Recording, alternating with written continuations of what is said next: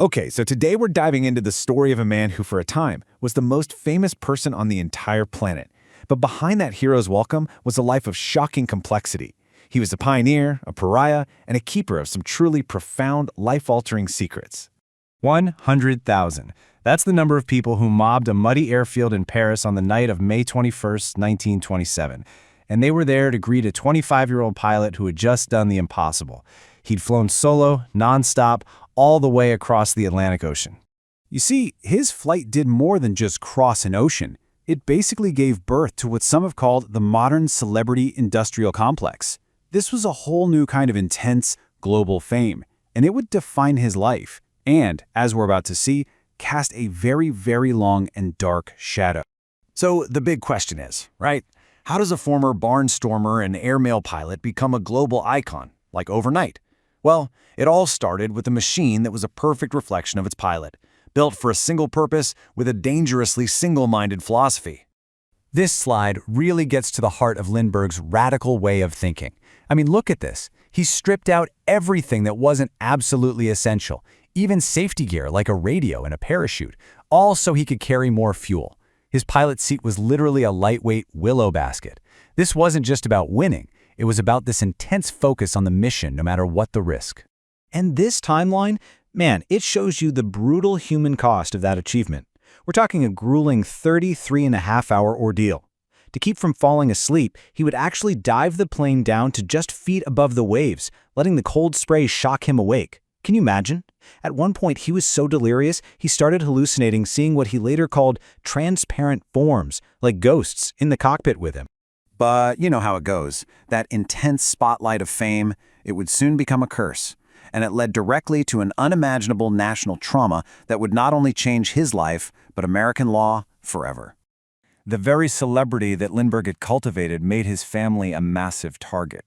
A crude ladder was left behind, a ransom note demanded $50,000, and the case became what one journalist famously called the biggest story since the resurrection. I mean, just think about that level of hype. The trial that followed was a total media circus. But the prosecution, they built their case on a chain of really compelling forensic and circumstantial evidence. We're talking marked ransom money found in the suspect's garage and, get this, a wood expert linking the ladder directly to a floorboard that was missing from his attic.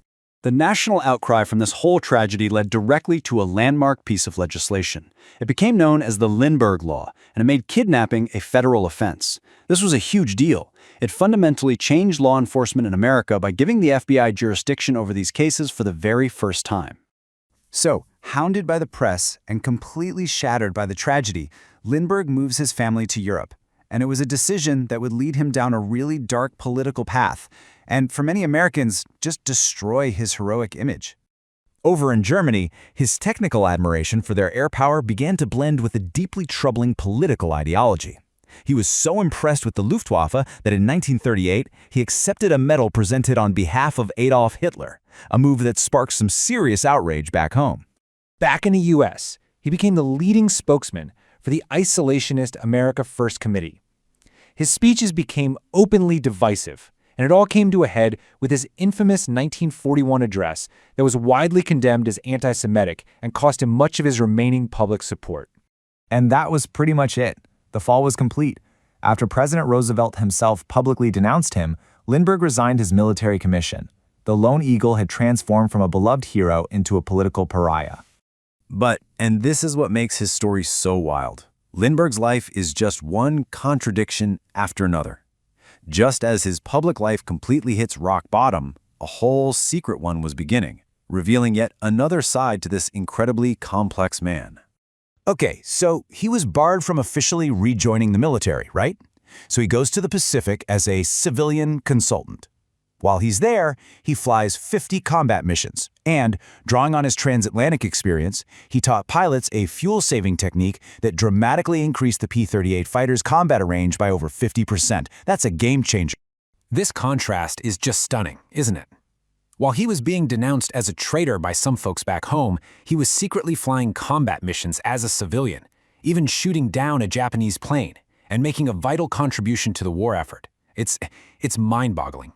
And his secret contributions weren't limited to the war. He was also deeply involved in science. He co-developed a perfusion pump, a vital precursor to organ transplants, while also personally securing the funding for Robert Goddard's pioneering rocket research. I mean, he was literally helping lay the groundwork for the space age. But the biggest secret of all, that one wouldn't be revealed until decades after his death. And through DNA testing, an astonishing truth emerged.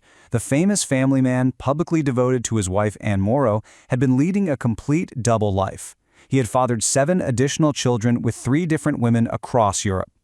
So how on earth do we make sense of a figure who was a hero, a villain, a scientist, a patriot, and a secret polygamist all at once? He really embodies a true American paradox. His life forces us to grapple with this conflict directly. How do you balance this incredible technical genius against personal and ethical failings that are simply impossible to ignore? And in one final twist, the man who had championed the machine age spent his last years as a fierce advocate for the environment. He argued that the natural world he had once soared over was more valuable than any technology, a profound pivot for the world's most famous aviator. The story of Charles Lindbergh really leaves us with this one incredibly difficult question.